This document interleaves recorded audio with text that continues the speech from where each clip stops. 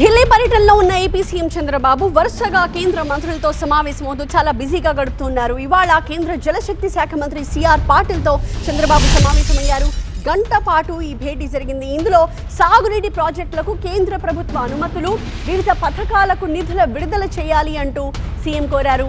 పోలవరం ప్రాజెక్టుకి సంబంధించి పెండింగ్ అనుమతులు వచ్చేలా చూడాలని రిక్వెస్ట్ చేశారు. పోలవరం రెండో దశ పనులు పూర్తి చేయడానికి అవసరమైన నిధులపై త్వరలోనే పూర్తి నివేదికను సమర్పిస్తామని కేంద్ర మంత్రికి సీఎం చెప్పారు.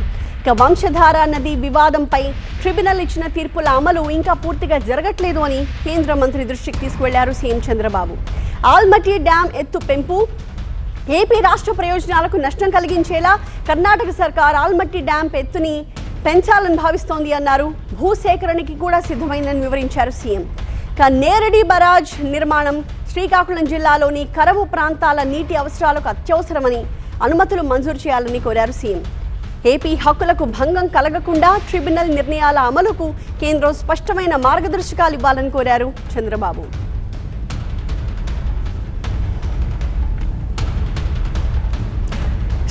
రాష్ట్ర జలవనరుల శాఖ మంత్రి నిమ్మలను వెంటబెట్టుకుని వెళ్లారు చంద్రబాబు. గంట పాటు కేంద్ర మంత్రితో మీటింగ్ జరిగింది.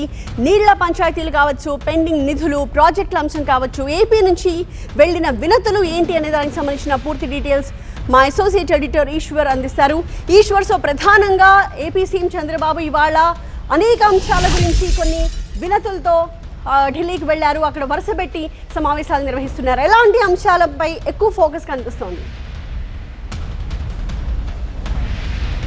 ఈరోజు ప్రధానంగా నీటి వనరులకు సంబంధించిన అంశం మీదే ముఖ్యమంత్రి ఢిల్లీ పర్యటనని దాని మీదే వెళ్ళాడని చెప్పాల్సిన నేపథ్యం. ఎందుకంటే రాష్ట్ర ప్రభుత్వ అవసరాలకు సంబంధించి కేవలం రాజకీయ అవసరాల కోసం మాత్రమే కాదు, రాష్ట్ర ప్రభుత్వ అభివృద్ధికి సంబంధించి సాగునీరు, తాగునీరు, పట్టణ విస్తరణ, మిగతా పరిశ్రమలు రావాలన్నా నీటి లభ్యత చాలా నీటి అవసరం ఉంది. కాబట్టి ఈ నేపథ్యంలో ఎగువ రాష్ట్రాల్లో, ఎగువ నుంచి సముద్ర తీర ప్రాంతంలో ఆంధ్రప్రదేశ్ ఉంది, ఎగువ రాష్ట్రాల్లో చాలా రాష్ట్రాలు కృష్ణాకి సంబంధించి కావచ్చు, గోదావరి నదీ పరివాహక ప్రాంతాల్లో అక్కడ కొత్త ప్రాజెక్టులు అనుమతి లేకుండా నిర్మించడం కావచ్చు, ఆ తర్వాత అక్కడి నుంచి లిఫ్ట్ స్కీములు పెట్టి అక్కడి నుంచి నీటిని లిఫ్ట్ చేయడం కావచ్చు, లేకపోతే వాటర్ డైవర్షన్ కావచ్చు, ఇట్లాంటివి చేస్తున్న నేపథ్యంలో ఆంధ్రప్రదేశ్కి భవిష్యత్తు చాలా ఇబ్బందికరంగా మారే అవకాశం ఉందన్నట్టుగా ముఖ్యమంత్రి ఈరోజు నొక్కి ఒక్కాడించే నేపథ్యం కోసమే ఈరోజు ఢిల్లీ వెళ్ళారు. అదే విషయాన్ని ఆయన సిఆర్ పాటిల్కి చాలా స్పష్టంగా చెప్పారు. ట్రిబ్యునల్స్ ఇచ్చిన ఆదేశాలను పట్టించుకోవడం లేదు, పై రాష్ట్రాల్లో ప్రాజెక్టులు కట్టి నీటిని మళ్లించడం వల్ల ఆంధ్రప్రదేశ్కి నీరు రావట్లేదు. ఉదాహరణకి కృష్ణా పైన ఇప్పటికే ఆల్మట్టి గతంలోనే పెద్ద వివాదమైంది. ఆల్మట్టి వివాదం మళ్ళీ మరొకసారి వాళ్ళు ఆల్మట్టిని ఎత్తును పెంచేందుకు అక్కడ భూసేకరణ జరుపుతున్నారు. భూసేకరణ దాకా అక్కడ పరిస్థితి వచ్చిందంటే చాలా వేగంగా అక్కడ ప్రభుత్వం ముందుకు వెళ్తుంది. కానీ ఈ వ్యవహారం సుప్రీంకోర్టులో ఉంది. సుప్రీంకోర్టులో ఉన్నప్పటికీ కూడా కర్ణాటక నీటిని ఆ ఎత్తును పెంచడం వల్ల అక్కడి నుంచి నీటి పారుదల కిందకి రాకుండా ఆగిపోతుంది. దానివల్ల ఆంధ్రప్రదేశ్ భవిష్యత్తు చాలా ఇబ్బందికరంగా మారే అవకాశం ఉంది. సో సుప్రీంకోర్టులో అంశం ఉంది కాబట్టి కర్ణాటక ఇంకంతకు మించి ముందుకు వెళ్లకుండా నిలువరించడానికైనా కేంద్రం జోక్యం చేసుకోవాలి. కేంద్రం జోక్యాన్ని తక్షణమే జోక్యం చేసుకోకపోతే ఇబ్బందులు పడతామని చెప్పే నేపథ్యాన్ని ముఖ్యమంత్రి ఈరోజు కేంద్ర ప్రభుత్వానికి అమిత్ షాతో పాటు సిఆర్ పాటిల్కి జలవనరుల శాఖ మంత్రికి కూడా వివరించారు. అదే సమయంలో మిగతా కృష్ణా, గోదావరి, వంశధార రాష్ట్రంలో చాలా కీలకమైన నదులు ఇవి. ఈ మూడు నదుల్లో ట్రిబ్యునల్ ప్రకారం వాటర్ రావట్లేదు. ఎందుకంటే కృష్ణా ప్రకారం విభజిత ఆంధ్రప్రదేశ్లో అంటే ముందు 811 టీఎంసీల వాటర్ని కిందకి ఆంధ్రప్రదేశ్కి కంబైన్డ్ ఆంధ్రప్రదేశ్కి ఇచ్చేలాగా ముందు ట్రిబ్యునల్ నిర్ణయించింది. ఆ తర్వాత విభజన తర్వాత 2014 తర్వాత విభజన హామీల్లో భాగంగా ఆంధ్రప్రదేశ్కి 66%, తెలంగాణకు 34% వాటర్ని కృష్ణాలో ఇవ్వాలని నిర్ణయించారు. కానీ ఆ మేరకి కృష్ణాలో కూడా వాటర్ రావట్లేదు. దానికి ట్రిబ్యునల్స్ సరిగా యాక్ట్ చేయట్లేదు.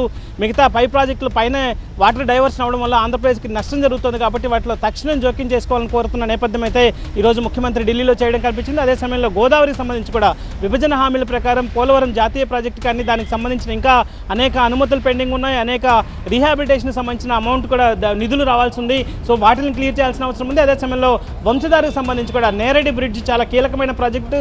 ఆంధ్రప్రదేశ్కి కరువు జిల్లాలైన శ్రీకాకుళం, విజయనగరానికి నేరడి ప్రాజెక్టు ద్వారా చాలా లబ్ధి చేకూరే అవకాశం ఉంది. అందులో కూడా ట్రిబ్యునల్ ప్రకారం ఆ పై రాష్ట్రాలు పాటించకపోవడం వల్ల వాటర్ కిందకి రావట్లేదు. కాబట్టి ఈ వ్యవహారాల్లో మేము వెనక్కి తగ్గే ప్రసక్తే లేదు. ఇక్కడ ఎంత దూరమైన అవసరమైతే న్యాయ పోరాటానికి సిద్ధం, మిగతా ఏ రకంగా వెళ్లాలన్నా మేము సిద్ధంగా ఉన్నామని కటువుగానే హెచ్చరించిన నేపథ్యాన్ని ముఖ్యమంత్రి ఈరోజు కేంద్రానికి చెప్పినట్టుగా మనం అర్థం చేసుకోవచ్చు. అదే సమయంలో పోలవరం నుంచి నల్లమల సాగర్ లింక్ ప్రాజెక్టు మీద కూడా ఆయన అనుమతులు కావాలని కేంద్రాన్ని కోరిన నేపథ్యం అయితే ఈరోజు కనిపించింది.